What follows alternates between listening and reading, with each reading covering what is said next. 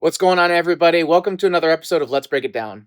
In this series, I'll take a deep dive into specific match stages that stood out, whether due to an interesting rule, setup, or a gamer approach to shooting it. I'll break down how I shot the stage, why I made those decisions, and the rules that made my approach possible. I'll also cover division-specific strategies that could help you in your own matches. Let's get into it.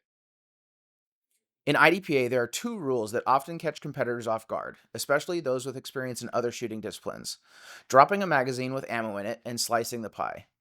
In this video, let's focus on what happens when you drop a magazine that still has rounds in it.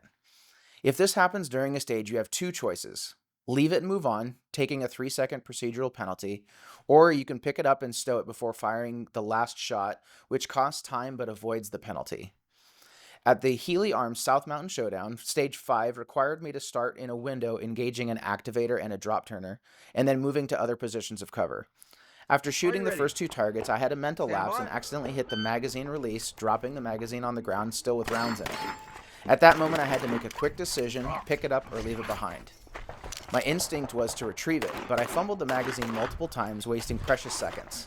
At that point, I should have cut my losses and moved on. Instead, I made another attempt to grab it while transitioning to the next position, further disrupting my flow. The key takeaway here is understanding the time trade-off. The 3-second penalty for leaving a mag behind is often better than the time and focus lost trying to retrieve it under pressure. In this case, my total stage time may have ended up about the same, but the mistake threw off my rhythm, likely costing me an even better run. This is a perfect example of why it's important to train for these moments, so that when they happen, you instinctively make the best decision.